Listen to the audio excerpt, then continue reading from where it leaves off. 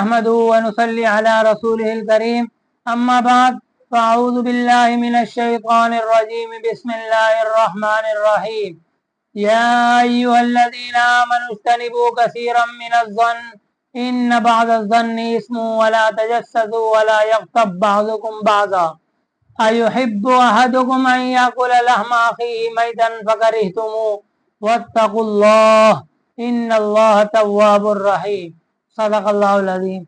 سامعین محترم، جیسا کہ گزشتہ بیان میں اس بات کی طرف اشارہ کر دیا تھا کہ اسی سورہ حجرات کے دوسرے رکوع کی دوسری آیت مبارکہ ہے کہ اس میں بھی اللہ تبارک و تعالی نے 3 چیزوں کی حرمت کو بیان فرمایا ہے۔ نمبر 1 ظن یعنی ظن غالب بدگمانی کرنا، نمبر 2 تجسس، نمبر 3 غیبت کرنا یعنی کسی کی غیر موجودگی میں ایسی بات کہنا کہ اگر اسے معلوم ہو جائے تو اس کو ناگوار گزرے اور اس کو برا معلوم ہو۔ ان 3 چیزوں کی حرمت کو اللہ تبارک و تعالی نے اس آیت مبارکہ میں بیان فرمایا ہے۔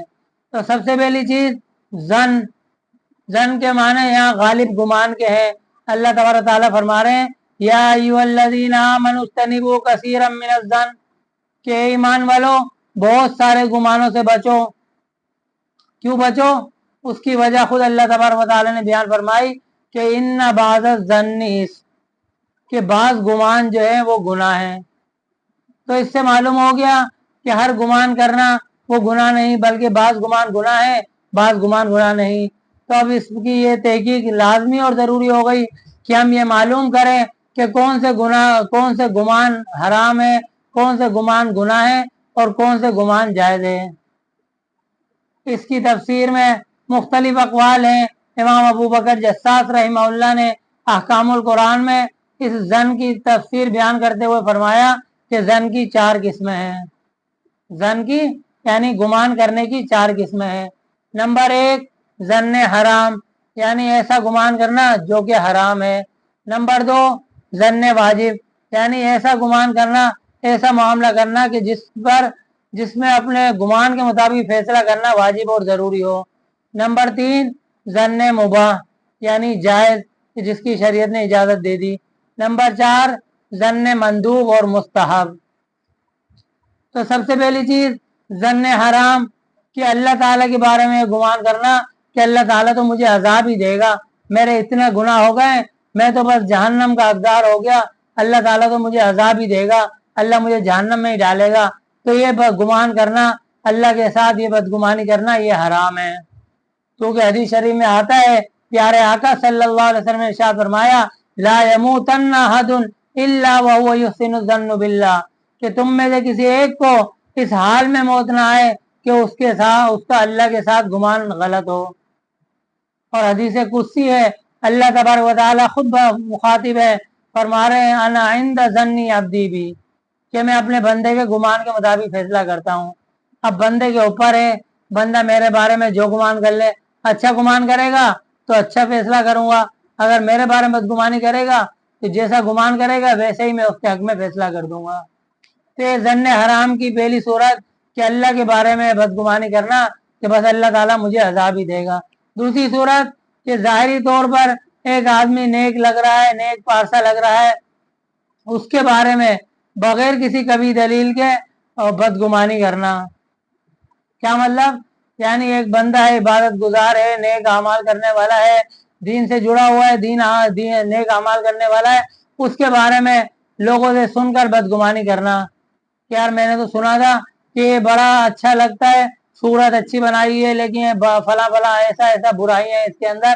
تو فرمایا بغیر کسی مضبوط دلیل کے کسی ایسے شخص کے بارے میں جو ظاہری طور پر نیک لگتا ہو بدگمانی کرنا یہ حرام ہے۔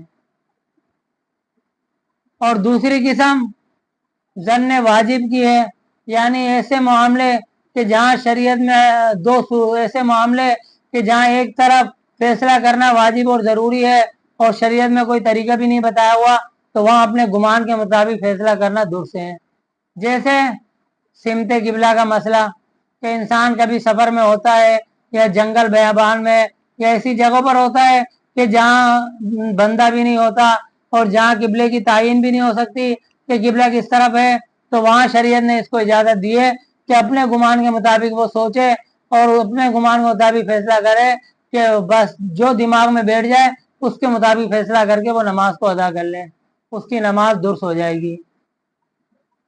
تیسری صورت ظن مباح کی ہے، یعنی جو کہ جہاں گمان کے مطابق فیصلہ کرنا جائز ہے، یعنی شریعت نے اجازت دی ہے، وہ رکعتوں کا مسئلہ کہ 4 رکعت والی نماز ہے، اب شک ہو گیا کہ 3 رکعت پڑھی ہے 4 رکعت پڑھی، تو پھر وہاں اپنے گمان کے مطابق فیصلہ کر کے نماز کو مکمل کر لے، اس کی نماز درست ہو جائے گی۔ لیکن اگر ایسا نہیں کرتا بلکہ ظن غالب پر فیصلہ کرتا ہے کہ بھائی 3 اور 4 میں 3 کا پڑھنا تو یقینی ہے، تو 3 پر عمل کرتے ہوئے 1 رکعت اور ملا لیتا ہے تو وہ بھی درست ہے۔ لیکن اگر اپنے گمان کے مطابق فیصلہ کر دیتا ہے اور جو اس کے دماغ میں آ رہا ہے کہ بھائی 4 ہو گئی تو بس 4 کر کے اتحیات پڑھ کے سلام پھیر دے تو بھی اس کی نماز درست ہو جائے گی۔ یہ تیسری قسم۔ چوتھی قسم ظن مستحب، یعنی جو پسندیدہ اللہ کے نزدیک پسندیدہ گمان ہے وہ یہ کہ ہر مومن کے ساتھ، ہر مسلمان کے ساتھ اچھا گمان رکھے، کسی مسلمان کے ساتھ بغیر کسی مضبوط دلیل کے کوئی بدگمانی نہ کرے۔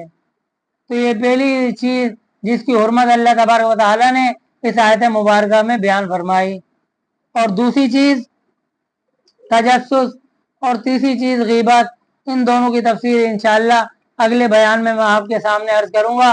اللہ تعالیٰ سے دعا ہے کہ اللہ تعالیٰ ہمیں بدگمانی سے، اپنے ساتھ بدگمانی سے اور غیروں کے ساتھ بدگمانی، جو صورتیں بھی بدگمان حرام کی ہیں، اللہ پاک ان تمام صورتوں سے بچنے کی توفیق عطا فرمائے۔ وآخر دعوانا الحمدللہ رب العالمین۔